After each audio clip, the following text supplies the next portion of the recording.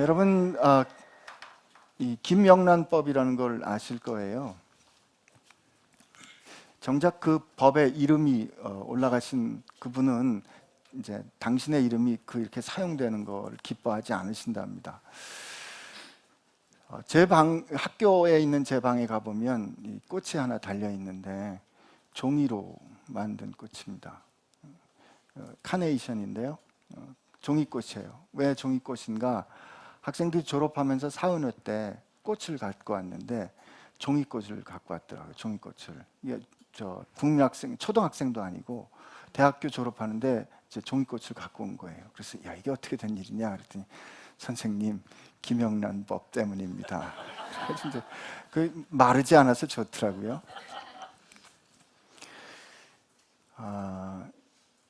원래 법의 정신이 좋습니다. 투명하게 하고 또 정의로운 사회를 이루겠다 하는 정신이죠.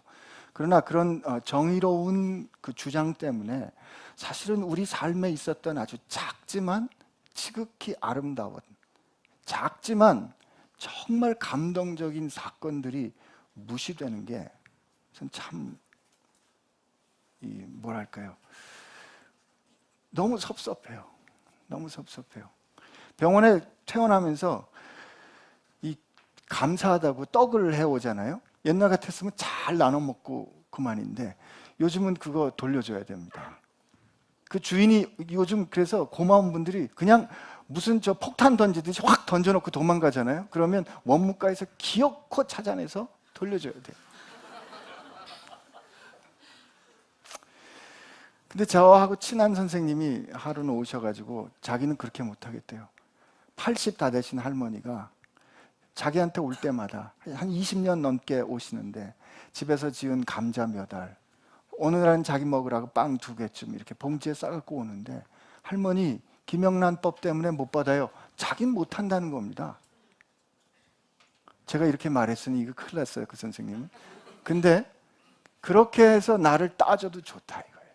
저는 언젠가 우리가 역사가 좀 흐른 후에 오늘 이 사건들, 종이 카네이션 혹은 그 빵 2개 이 사건들을 돌이키면서 그때 그 일이 가졌던 의미가 뭔지 생각할 기회가 있을 거라 믿습니다. 제가 오늘 왜 이렇게 장황하게 이 말씀을 드리는가 하면 법 전문가도 아닌데 말이에요. 오늘 읽은 성경 말씀이 그렇기 때문에 그래요. 지난주에 우리는 베드로가 옥에 갇혔고 베드로가 옥에 갇힌 상황이 얼마나 엄중했는가 하면 당대 이 헤롯 대왕만큼 영토를 확장했던 헤롯 아그리파 1세가 말이죠. 야고보 세베대의 아들 요한의 형제 야고보 사도를 죽였어요. 죽인 걸 보니까 사람들이 기뻐하는 걸 보고 그러면 더 높은 사람이라고 더 대표적인 인물이라고 알려진 베드로를 잡아 죽이려고 베드로를 잡아 가두지 않습니까? 이 헤롯 아그리파 1세는 태어나면서 로마에 보내져서 공부를 해가지고 말이죠. 그 유명한 로마 황제 칼리귤라 황제로부터 이제 힘을 받아가지고 이 사람이 여기를 다스리는 왕이 되고 그 다음 이어지는 황제가 클라디우스 황제인데 이 클라디우스 황제하고 동창이에요. 그래가지고 영토를 확장시켜 줍니다. 근데 어쨌든 이 사람이 자기가 그렇게 통치할 때 이렇게 교회를 핍박하니까 유대 사람들이 즐거워하는 것을 보고 베드로를 잡아 가뒀잖아요. 그리고 어떻게 그를 보호해? 이게 3번째 베드로의 투옥인데 어떻게 베드로를 가뒀어요? 4명씩 짠 팀을 4명으로 파수를 하는데 4명이 번을 짜서 하룻밤 12시간을 3시간씩 돌아가면서 파수하는데 2명은 서로 이 사슬을 같이 차고 베드로의 양옆에 있고 그 다음에 이 파수 나머지 한 사람, 2사람은 첫 번째 문, 2번째 문을 파수하고 이렇게 아주 단단히 지키는 거예요. 그 단단히 지키는 그 가운데 베드로는 내일 끌려가는데 우리 베드로 사도께서 주무셨다 그랬잖아요. 참, 여러분 이 디테일을 놓치시면 안 돼요. 그런 폭풍 가운데 주무시는 은사 여러분에게 있기를 바랍니다. 근데 얼마나 깊이 잤냐면 천사가 들어와가지고 옥을 워낙에 비추었는데 모르고 자니까 천사가 옆구리를 치잖아요. 야 일어나. 그리고 이제 우리 지난번에 들은 대로 신발을 신기고 허리띠를 띄우고 겉옷을 입히고 그래서 데리고 오는데 베드로는 이게 꿈인지 생신지를 모릅니다. 그런데 그냥 이 사슬이 그냥 떨어지고 이 첫째 문, 두 번째 문이 그냥 열리고 이 쇠로 된 문이 그냥 저절로 열리고 그리고 그가 이렇게 좁은 길로 들어갔는데 천사가 호련히 사라지고 그때 베드로가 정신이 나는 거예요. 야, 너의 꿈이 아니구나. 그리고 베드로가 12절에 가보니까 뭐라고 돼 있어요? 깨닫고 마가라 하는 요한의 어머니 마리아의 집에 가니 여러 사람이 거기서 모여 기도하고 있더라. 이렇게 됐죠. 이 디테일이 중요하다 그랬어요. 그죠? 마가라 하는 요한의 어머니, 이 마가는 로마식 이름이고요. 요한은 히브리식 이름입니다. 같은 사람의 이름이에요. 그러니까 마가라 하는 요한의 어머니 마리아의 집에서 기도하고 있었습니다. 우리 교회에 저희 아버님이 오시면 제 아내가 성도들에게 제 아버님을 어떻게 소개할까요? 안신기 목사 아버님이십니다. 이렇게 소개하겠죠. 그러니까 이렇게 마가라 하는 요한의 어머니 마리아란 뜻은 마가라 하는 요한이 누가가 쓰고 있는 이 글의 독자들에게 잘 알려진 사람이란 뜻입니다. 근데 여러분 한번 이 말씀을 잘 보시면은 여러 사람이 거기서 모여 기도하고 있는데 그냥 쭉 지나서 17절에 한번 가보세요.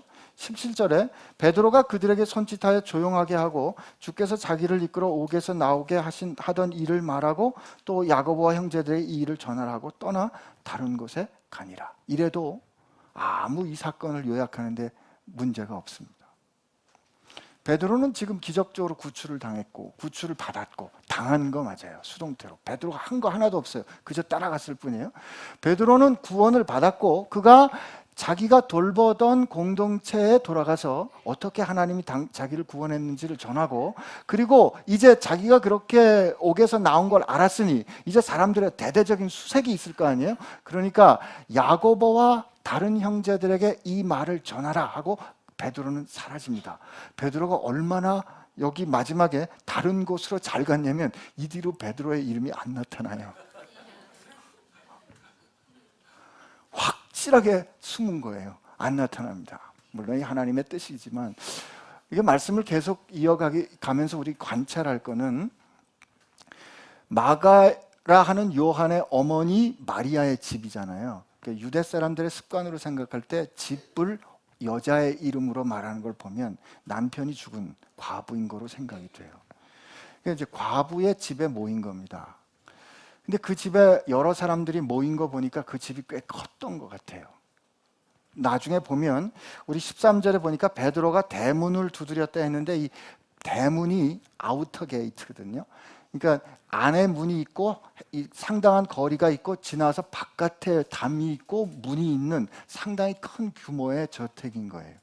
근데 그 대문을 요 집에 사람들이 이렇게 모였다 하는 이걸 보면 초대교회는 집에서 모인 교회가 알 수 있어요. 우리가 교회 돼야 된다고 늘 고백하지 않습니까? 여러분 교회는 신전으로 잘 지어진 건물이 교회가 아니고 하나님의 뜻에 따라 부르심 받은 사람들이 교회입니다. 근데 초대교회 공동체가 베드로가 아마 자기가 풀려난 다음에 이 마리아의 집으로 온 거 보면 여기에 주로 모였던 곳을 베드로가 돌봤던 것 같아요. 야고보는 주의 사도 야고보는 이미 목배임을 당했잖아요.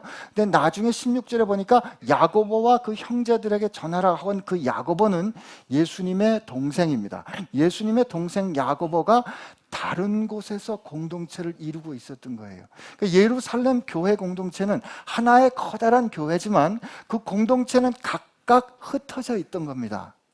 오늘 베이식 교회가 여기 모여서 청담동에서 지금 이렇게 예배하지만 지금 제주도 베이스 캠프에는 조정민 목사님이 말씀하고 계신 거 이게 초대교회 나온 거라는 거예요. 아멘 하셔도 괜찮습니다.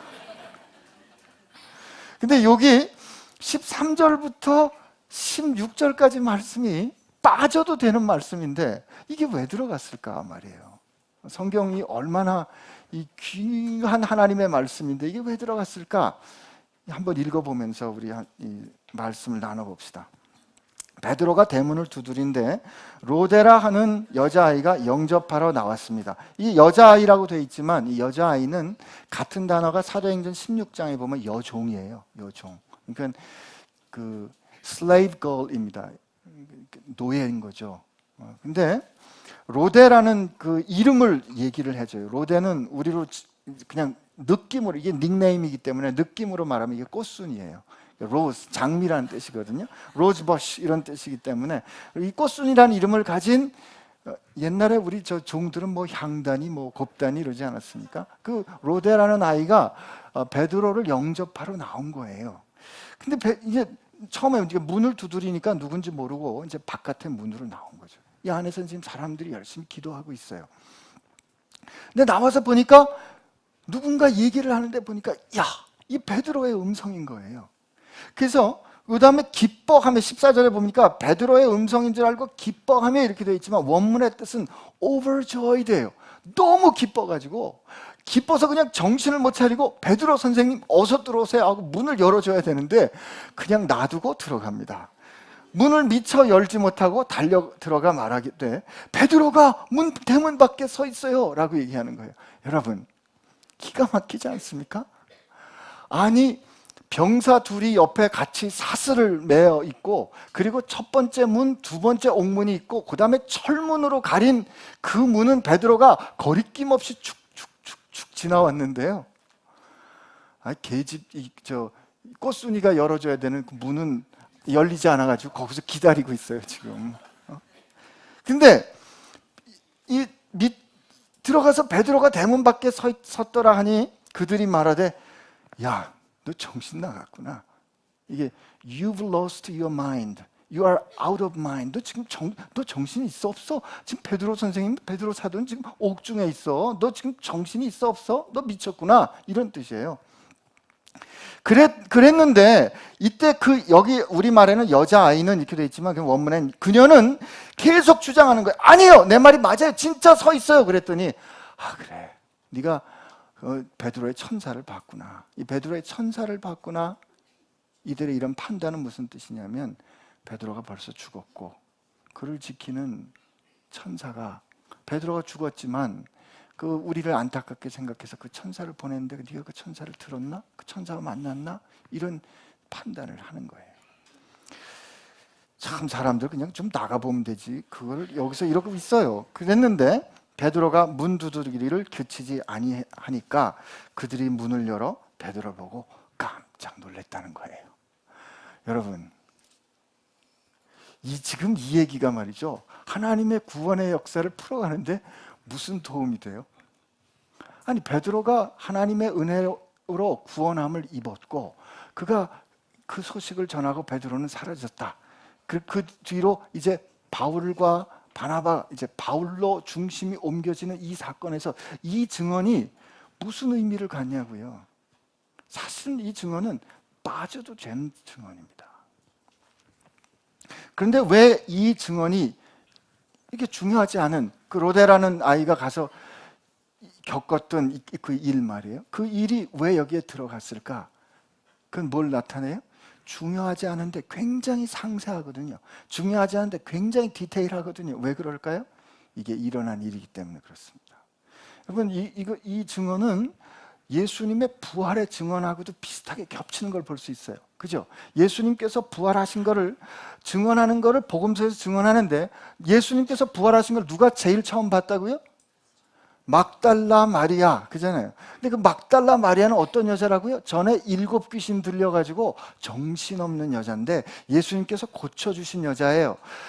안 그래도 유대 사람들은 여자의 증언에 대해서는 그닥 신뢰를 안 하는데 첫 번째 첫 증인이 어떤 증인이라고요? 전에 귀신 들려서 정신없던 여자가 첫 증인이라는 얘기를 지금 막 들려주는 거예요. 그리고 어떻게 해서 그들이 예수님 부활하신 걸 만났어요? 안식 후 첫날 아침 이른 새벽에 여자들 몇 명이 예수님께 발라드린 향품을 가지고 무덤에 갔어요. 그런데 그 예수님의 무덤은 어떻게 되어 있어요? 큰 돌로 굴려져 막혀 있고 봉인돼 있습니다. 여자 몇 명이 가서 그 돌을 돌릴 수가 없어요. 무모한 결정이에요. 그 무모한 결정하고 갔단 말이에요. 그리고 그들이 돌아와서 예수께서 안 계십니다. 부활하신 예수님을 만났습니다. 그랬더니 사도들이 안 믿었잖아요. 그죠? 사도들이 안 믿을 때 누가복음에 보니까 부활하신 예수님이 나타나셔서 당신의 몸을 보여주실 때 그들이 부활하신 예수님을 보고 너무 기뻐하는 그때 누가가 잊지 않고 뭘 들려줘요? 예수님이 갑자기 너희들 먹을 걸 좀 갖고 있니? 너희들 먹을 거 좀 있어? 그랬을 때 예수님께 구운 생선 반 토막 드렸다 그래요. 구운 생선 한 토막 드렸다 그래요. 그랬더니 예수님이 그들과 함께 먹었더라. 여러분, 이게 부활의 증언하고 무슨 상관이 있냐고요. 부활이 우리에게 어떤 종교적인 의미나 어떤 철학적인 의미나 우리에게 어떤 가치를 가르쳐 주기 위해서 의미로 만들어내는 신학적인 사건이었다면 생선 이렇게 먹었다, 이 정신없는 여자들이 정신없었던 여자들이 갔다, 이거 그렇게 중요한 그리고 그렇게 세련된 그리고 잘 정리된 증언이 아닙니다. 그런데 왜 그렇게 증언했어요? 일어났으니까 말이죠. 부활의 증언에는 이 당황스러움, 준비되지 않음, 이런 것들이 막 섞여 있으면서 그냥 나와요. 왜? 그게 그렇게 일어났기 때문에 그런 거죠. 오늘 이 베드로 사건도 마찬가지예요. 저는 하나님께서 누가를 통해서 이 이야기를 이렇게 우리에게 들려주는 이유는 첫째, 이 사건이 이렇게 일어났다는 뜻입니다. 그런데요, 저는 사실 이 말씀을 읽으면서 굉장히 위로와 격려를 받았습니다. 왜 그런가 하면은요, 12절에 보니까 이렇게 되어 있어요. 깨닫고 막으라 하는 요한의 어머니 마리아의 집에 가니 여러 사람이 거기 모여 뭐 하고 있었다 그래요? 기도하고 있었습니다. 우리 5절 말씀을 한번 가보면 이렇게 되어 있어요. 이에 베드로는 옥에 갇혔고 교회는 그를 위하여 어떻게 해요? 간절히 하나님께 기도하고 있었어요. 이때 이 간절히, 이 fervent prayer, 이 기도는 어떤 뜻인가 하면 누가복음 22장에 예수님께서 겟세마네 동산에서 간절히 아파하시면서 괴로워하시면서 기도하는 그 모습이 간절한 기도의 모습이에요. 지금 이 사람들이 얼마나 간절히 기도했는지 성경이 증언해주고 있습니다. 베드로를 위해서 이들은 간절히 하나님께 기도했어요. 근데 누가가 이 기도의 내용을 증언해주고 있지는 않지만 여러분, 이 사람들이 어떻게 뭘 기도했을까요? 하나님, 베드로 사도를 구원해 주세요. 베드로 사도를 지켜주세요. 하나님의 뜻이 이루어지도록 해주세요. 이렇게 기도했을 거 아니에요. 그런데 그렇게 기도했다면, 그들이 그렇게 하나님 앞에 기도하고 간절히 확실히 믿었다면 이 로데가 와가지고 베드로가 지금 문 앞에 서 있어요. 그러면 어떻게 돼요? 뭐야? 베드로 선생님 어서 오세요 하고 버선발로 달려나갔어야 되는 거 아니에요?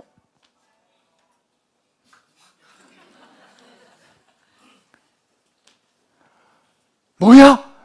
하나님이 우리 기도에 응답해 주셨구나. 할렐루야, 하나님 감사합니다 하고 달려나가야 되는 거 아니에요? 그런데 뭐라고요? 베드로가 살아났어요. 그랬더니 너 미쳤구나. 아니라니까요. 살아났다니까요. 아니면 네가 그 천사를 본 게 틀림없어.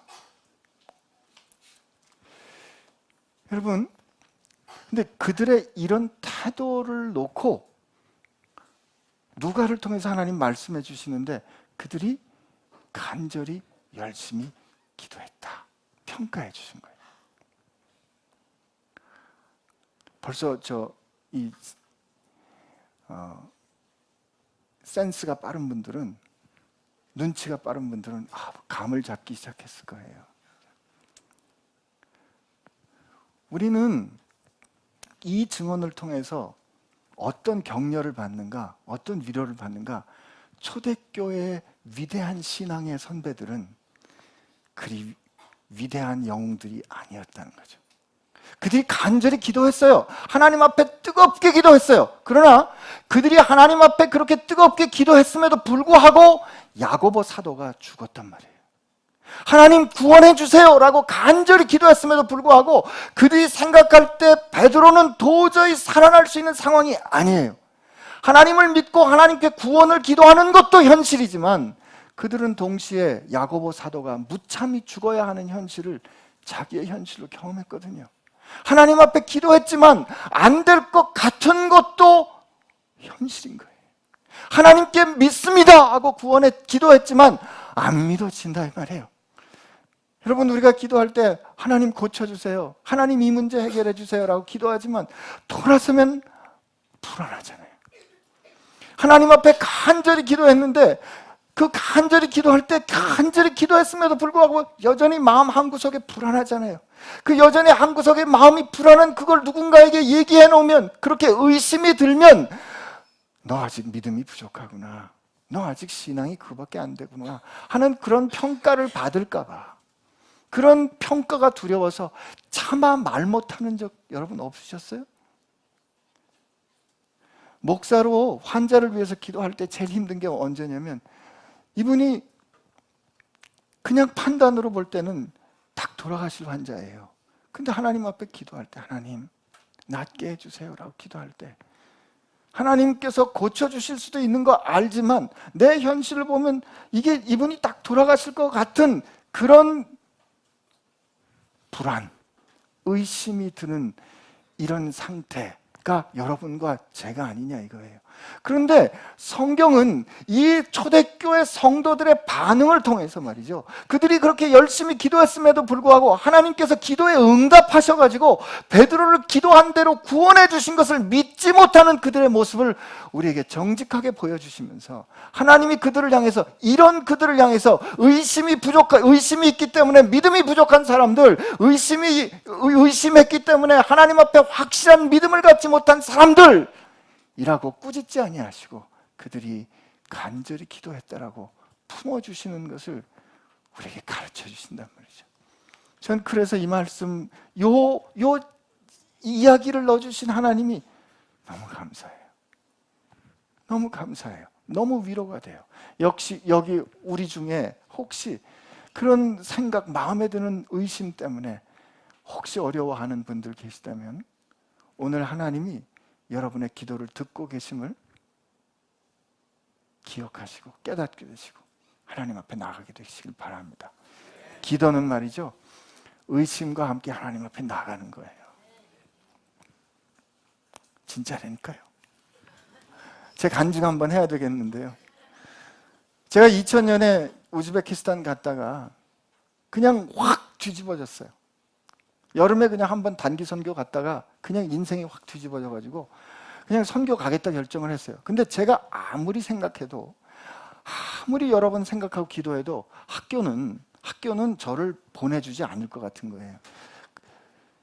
그래서 이제 제 생각에는 그냥 사표를 내고 우즈베키스탄으로 가야 되겠다, 그렇게 생각을 했습니다. 그래서 이제 사표 낼 생각을 딱 하고 있는데 아내가 말이죠, 뭐라고 얘기를 하냐면, 아내와 제가 일하던 심장혈관병원의 전도사님 두 분이 그러셨는데, 안 선생님, 병원이, 세브란스 병원이 안 선생님을 파송할 겁니다. 근데 제 아내는 조금 더 무모했습니다. 당신이 선교사로 나가는데 방해하는 분이 계시면 그분이 나가든지 그분이 잘리든지 아니면 바뀔 거다.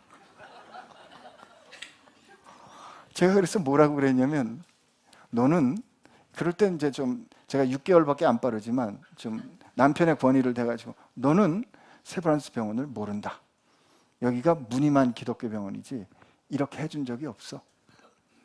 제가 이렇게 워낙 확실히 믿었기 때문에 저는 기도 안 했습니다.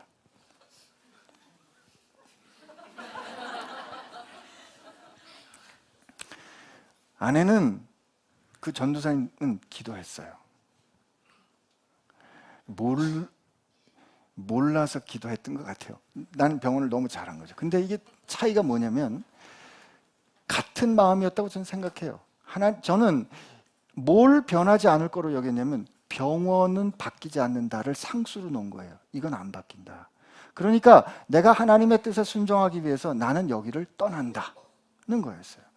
근데 아내는 하나님께서 세우신 병원이기 때문에 하나님의 일을 하기 위한 결정인데 왜 하나님이 보내주시지 않느냐, 라는 믿음이에요. 저는 제 믿음이 확실했기 때문에 제 믿음이 하나님 앞에 순결하다고 생각했어요. 딱 모든 것 다 버리고. 그래서 기도 안 했습니다. 기도 안 했는데요, 어떻게 된지 아세요? 병원이 바뀌었어요. 그 1년 반 사이에 세브란스 병원에 의료 선교센터가 생기고, 제가 세브란스 역사 116년 만에 처음으로 의료 선교를 이유로 휴직받은 교수가 됐어요. 그때 여러분처럼 제가 여기 있는 사람들처럼 깜짝 놀란 거죠. 그냥 제 막연한 생각이 아니라, 제 막연한 느낌이 아니라, 하나님은 제가 변하지 않을 거라고 했던 그 현실을 바꿔주심으로 하나님께서 우리 기도를 어떻게 들어주시는지를 보여주셨다 이 말이에요. 그러나 그때 제가 그렇게 바꿔주셨기 때문에 감사한 게 아니라, 그것 때문에 감사해요. 그보다 제가 더 감사한 것은, 그보다 제가 더 고마운 것은, 하나님 앞에서 볼 때 누가 옳았어요? 누가 하나님의 마음 알았어요? 누가 하나님의 계획 알았어요? 아내가 알았죠. 저는 하나님 앞에서 얼마나 건방졌어요? 절대로 안 바뀌어. 기도 안 했잖아요. 그때 하나님이, 너 임마, 넌 틀렸어. 네가 그런 태도로 무슨 선교사를 나가겠어? 넌 아웃이야. 그러기에 저 충분했습니다. 그러기에 제가 가진 신앙이나 제가 가진 믿음의 분량으로 볼 때 전 선교사 안 되기에 이미 충분했다 이거예요. 그런데 하나님이 이게 안 변할 것 같으니까 난 사표 내고 나갈래요 라고 생각한, 하나님의 뜻을 잘 모르지만 어떻게 하든지 하나님의 뜻대로 살고 싶은 내 이 부족한 결정도 하나님은 하나님을 사랑하는 뜨거운 기도로 간절한 마음으로 받아주신 게 난 더 감사해요. 여러분, 여러분의 기도가 100% 확신이 있기 때문에 하나님 앞에 능력이 있는 것이 아닙니다. 여러분의 기도가 하나님의 뜻을 딱 맞췄기 때문에 하나님이 응답하시는 거 아니에요. 우리의 기도는 불안해요. 우리의 기도는 완전하지 않아요. 우리가 그렇게 하나님 앞에 뜨겁게 간절하게 기도함에도 불구하고, 경험했음에도 불구하고, 우리가 살아가는 인생과 현실이 너 그게 아니야, 그게 아닐 수도 있잖아 라고 할 때 그냥 금방 설득되는, 지금 믿었는데 바로 뒤집어지는 게 우리 모습이라 이 말이에요. 그러나 그런 우리를 하나님은 간절히 기도하는 사람이라고 품어주시는 이 사실, 여러분 꼭 기억하시기를 바랍니다. 그 다음에 이어지는 이야기는 그렇게 기쁜 이야기는 아니지만 그래도 우리가 봐야 되잖아요. 날이 새매 18절, 우리 19절 한번 보겠습니다. 시작. 날이 새매 군인들은 베드로가 어떻게 되었는지 알지 못하여 적지 않게 소동하니 헤롯이 그들을 찾아도 보지 못하며 파수꾼들을 신문하고 죽이라 명하니라. 헤롯이 유대를 떠나 가이사랴로 내려가 머무니라. 헤롯에게는 능력이 있었어요. 그리고 지금 이게 어떤 일인가, 그 다음날 보니 베드로가 없어진 거잖아요. 베드로가 없어질 수가 없는데 왜 어떻게 없어졌는가. 그래서 파수꾼들을 신문합니다. 그리고 여기 번역은 의역인데 파수꾼들을 신문하고 죽이라 명하니라 라고 했는데 그들로 끌려가도록 명했다, 이렇게 된 게 원문이에요. 끌려가다는 말은 그 당시 사람들은 옥을 지키던 그 파수꾼들이 그 안에 있던 죄수가 탈옥을 하면 죄수가 받아야 되는 벌을 그 사람들이 받았어요. 우리 뒤에 가서 보겠지만 사도행전 16장에 보면 빌립보에 gat혔던 그 사도 바울이 밤에 찬양하다가 옥문이 열렸잖아요. 그러니까 옥문이 열린 걸 보고 간수가 어떻게 하려고 그래요? 스스로 죽으려고 그러죠. 왜요? 이 옥문이 열렸기 때문에 죄수들이 도망하면 나는 이제 죽을 거라고 생각하니까 자결하려고 그러니까 손대지 마라, 우리가 여기 있다, 이렇게 말하잖아요. 27장에 가보면 바울이 배를 타고 로마로 가는데 배가 막 폭풍에 부서지려고 그러니까 간수들이, 군인들이 죄수들을 죽이려고 그럽니다. 왜요? 죄수들이 살아서 도망가면 자기가 죽어야 되기 때문에. 그러니까 여기 이끌려 나가는 건 아마 죽임을 당했을 거예요. 헤롯은 누군가를 죽이고 살릴 수 있는 권세가 있는 왕이다, 통치하는 사람이라 그렇게 생각했어요. 그리고 그 영광을 그가 어떻게 드러내는가? 20절, 23절 우리 한번 같이 읽어보면 돼. 시작. 헤롯이 두로와 시돈 사람들을 대단히 노여워하니 그들의 지방이 왕국에서 나는 양식을 먹는 까닭에 한 마음으로 그들에게 나와 왕의 침소 맡은 시나 블라스도를 설득하여 화목하기를 청한지라. 헤롯이 나를 택하여 왕복을 입고 단상에 앉아 백성들에게 연설하니 백성들이 크게 부르되 이것은 신의 소리요 사람의 소리가 아니라 하거늘 헤롯이 영광을 하나님께로 돌리지 아니하므로 주의 사자가 고치니 벌레에게 먹혀 죽으니라. 헤롯이 능력 왕이 권세가 있기 때문에 두로와 시돈 사람이 헤롯의 마음에 들지 않으니까 두로와 시돈 사람들이 먹고 살려면 갈릴리에서 나는 양식이 필요했는데 그걸 확 끊어버릴까? 지금 이 중국이 북한을 이렇게 압박할 때 원유를 중단하면 지금 이제 북한이 살기 어려워지는 것과 마찬가지로 그런 형편이 되니까 두로와 시돈의 사람들이 가까운 신하죠. 왕의 침소를 맡은 가까운 신하를 통해서 설득해서 이제 화목하기를 청합니다. 그래서 나를 잡아가지고 이제 이들하고 이렇게 화목을 하고 그 조약을 치르는 그 예식을 하는데 조세푸스라는 유대 역사가가 있는데 이 사건을 동일하게 기록했습니다. 근데 디테일이 조금 다른데 굉장히 일치하는 부분이 있어요. 여기 보니까 그 왕복을 입고 단상에 앉아 백성에게 연설했다 그랬는데 조세푸스는 어떻게 얘기했지? 그 이튿날, 그 축제 이튿날, 클라우디우스 황제를 기념하는 축제 이튿날 헤롯 아그리파 1세가 은으로 세공한 옷을 입습니다. 은으로 세공한 옷으로 입고 왕좌에 앉는 그때 해가 쫙 떠오르는데 그 햇볕이 은으로 만든 옷에 비추면서 그냥 그 빛이 확 왕의 그 왕복이 확 빛나는 거예요. 그 사람들이 그걸 보고 왕과 같은 영광을 발견하면서 저 사람은 죽을 사람이 아니다, 왕과 같다라고 그를 칭송했어요. 근데 그때 조세푸스는 뭐라고 쓰냐면 그들이 그렇게 경건치 않은 아첨을 했을 때 헤롯 왕이 그것을 중단하지 않았다, 꾸짖지 않았다 이렇게 표현해요. 근데 이거 누가는 하나님께 영광을 돌리지 않았다 이렇게 표현하죠. 근데 조세푸스에 의하면 그가 그 일을 치르고 난 다음에 갑자기 가슴 통증이 오고 복통이 나타납니다. 복통이 나타나고 나타난 이후 닷새 만에 헤롯이 죽습니다. 이때 이 표현이 벌레에 먹혀 죽은지라 이게 비참한 마지막을 맞이했다라는 관용적인 표현이거든요. 그가 이렇게 죽습니다. 헤롯은 자기에게 힘이 있어서 자기의 정치적인 입지를 위해서 자기가 다스려야 하는 유대 사람들을 기쁘게 하려고 야고보를 죽였어요. 여러분, 근데 우리 지난번 말씀 보면서 우리 확인했지만 야고보가 그렇게 죽은 것은 주님께서 그에게 말씀하신 것처럼 주께서 마신 잔을 야고보가 마신 겁니다. 야고보는 죽음으로 하나님께 영광이 되는 영광을 증언했지만 헤롯은 그의 마지막 죽음이 자기가 통치하는 왕이라고 생각했지만 하나님께서 치신 심판으로서의 죽음을 맞이합니다.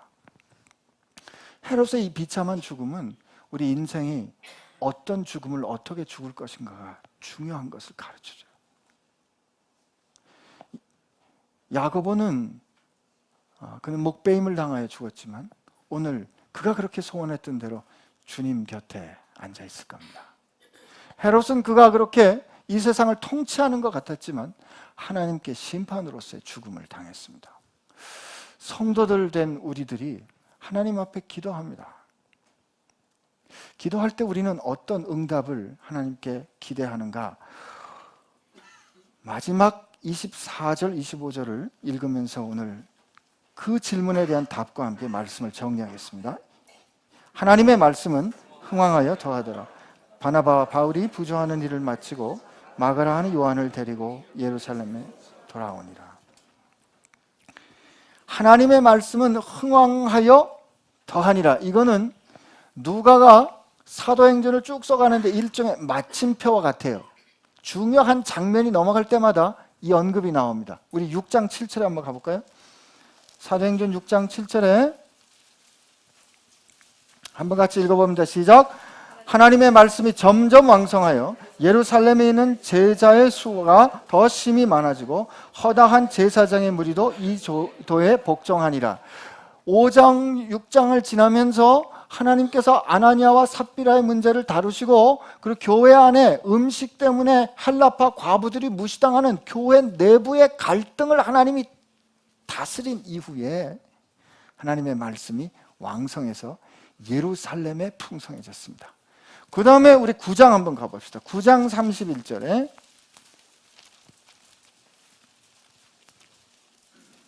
9장 31절에 시작. 그리하여 온 유대와 갈릴리아 사마리아 교회가 평안하여 든든히 서가고 주를 경외함과 성령의 위로로 진행하여 수가 더 많아지니라. 주님 말씀대로 예루살렘과 온 유대와 사마리아에 이 사이에 어떤 일이 있었어요? 스데반이 순교를 당하고 교회는 핍박을 당하죠. 산산이 흩어졌어요. 그러나 생명을 가졌기 때문에 사마리아에 하나님의 교회가 흥왕케 되는 역사, 마침뼈가 찍히는 거예요. 그러므로 그 다음에 주님께서 말씀하신 대로 사마리아와 그 다음에 어떻게 해요? 땅 끝까지 이르는, 그래서 그 다음에 어떤 사건이 있어요? 고넬료의 사건이 있고, 그리고 하나님께서 이제 그 일을 맡을 바나바를 세우는 거로 이어지는 거예요. 근데 이어지는 그때 한 번 더 마침표를 찍는 겁니다. 그 일이 어떻게 옳은가? 우리가 왜 이렇게 말할 수 있는가? 25절 말씀에 바나바와 바울이 부조하는 일을 마치고 마가라 하는 요한을 데리고 예루살렘에서 돌아왔다 그랬잖아요. 여러분, 사실 이 말씀은 11장 한번 가보세요. 11장 30절 한번 가보면 이렇게 돼 있잖아요. 이를 실행하여 바나바와 사울의 손으로 장로들에게 보내니라. 안디옥 교회에서 예루살렘 교회가 어려움을 겪는다는 얘기를 듣고 그들을 도울 헌금을 가지고 바나바와 바울을 보냈어요. 그리고 보낸 다음에 오늘 읽은 12장 25절로 바나바와 바울이 부족하는 돕는 일을 마치고 이렇게 하고 바로 연결해도 아무런 이상이 없죠. 자연스럽죠. 그러니까 이 11장 30절과 12장 25절은 괄호로 요 안에 있는 사건을 묶어주는 거예요. 이 괄호로 묶어줬다는 말은 바나바와 사울이 지금 야고보와 베드로가 이 일을 겪을 때 아마 그때 이들이 예루살렘 공동체에 같이 있었을 거예요. 이들은 하나님께서 교회를 어떻게 역사하는지 봤을 겁니다. 교회는 폭풍에 흔들리듯이 흔들립니다. 근데 그 폭풍에 흔들리는 그 교회를 이루는 사람들은 평범한 사람들이었어요. 이게 도저히 될 것 같지 않은 거예요. 도저히 이게 성공할 수 있는 전략이 아니에요. 그런데 그 도저히 될 수 없는 상황 가운데 그 도저히 될 수 없는 가담치도 않은 사람들을 통해서 하나님의 말씀은 흥왕해 가고 있는 거죠. 여러분, 교회가 그렇게 흔들리는데 그 사이에 바나바와 바울은 부조하는 일을 마칩니다. 이 부조하는 일을 마치다가 fulfill 했다는 거예요. 힘들고 어려운 일이 생겨도 하나님은 우리가 해야 할 일 끝까지 다 하게 하십니다. 그 하나님 믿기를 축복합니다. 그리고 하나님께서 이제 새 장으로 교회를 여십니다. 오늘 이 디테일을 우리가 보면서 몇 가지 사실, 교회에 대한 몇 가지 사실을 확인했는데, 첫째, 교회는 어느 특정한 한 군데 신전 같은 데서 모인 것이 아니라 여러 곳에 흩어져 있었다 이거죠. 그죠? 그리고 그 교회를 이루는 사람들은 영웅 지사들이 아니라 여러분과 저와 같은 평범한 사람들이었다. 그리고 그들이 의심과 두려움과 혼란과 함께 하나님 앞에 씨름하는 것을 하나님은 간절한 기도로 평가하시고 받아들여 주셨다. 그죠? 그리고 또 한 가지, 우리가 마지막으로 베드로의 말에서 확인할 것은 뭐냐면, 베드로가 야고보와 그 형제들에게 말하라 전하고 베드로는 사라졌어요.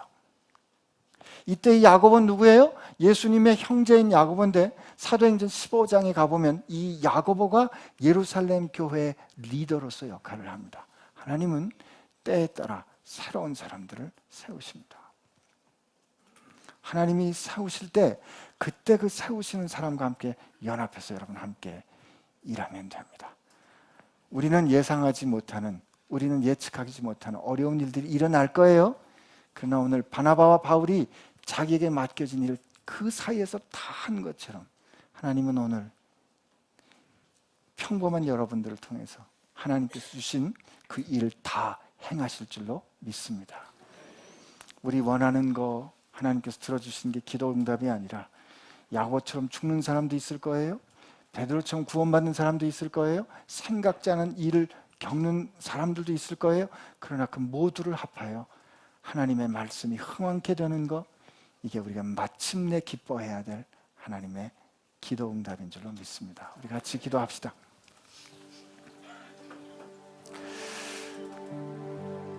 우리 하나님 앞에 감사의 기도 오늘 하기를 원합니다.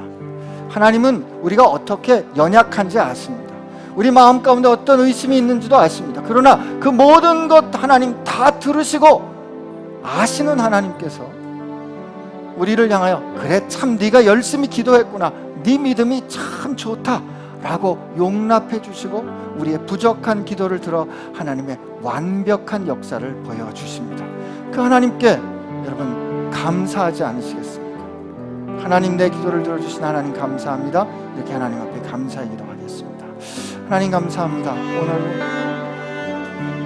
우리의 기도를 들어주신 하나님 감사합니다. 우리의 기도를 들어주신 하나님 감사합니다. 우리의 기도를 들어주신 하나님 감사합니다. 연약한 우리, 부족한 우리, 온당치 못한 우리, 완전치 못한 우리, 이 우리를 들어 하나님 사랑해 주신 것 감사합니다. 주님, 그 주님 앞에 우리가 그저 할 수 있는 것은 정직한 마음을 가지고 그 두려움과 함께 하나님 앞에 나아가 기도하고 우리 마음을 토로하는 것, 이런 싸움, 이런 우리들 들어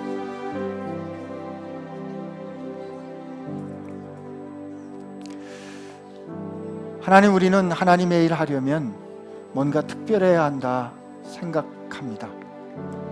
하나님의 역사가 일어나려면 뭔가 특별해야, 하나님께서 특별히 선택하셔야 그런 일이 일어난다. 우린 그렇게 생각해 왔습니다. 나는 아닌 것 같아요. 나같이 의심이 많은데, 나같이 이렇게 부족한데, 나같이 날마다 넘어지는데 어떻게 하나님의 일이 일어나겠습니까?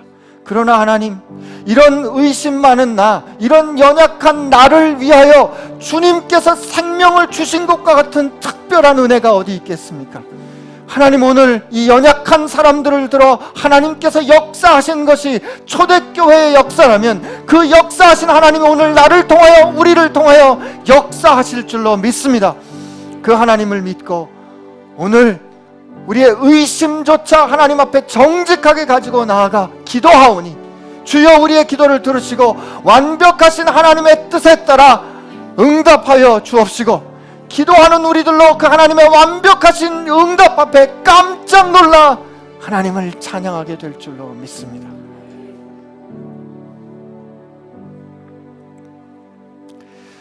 주님 감사합니다. 주님 사랑합니다. 그래서 우리가 주님 앞에 할 수 있는 건 오직 감사와 기도뿐입니다. 감사합니다. 주님, 예수님의 이름으로 기도합니다.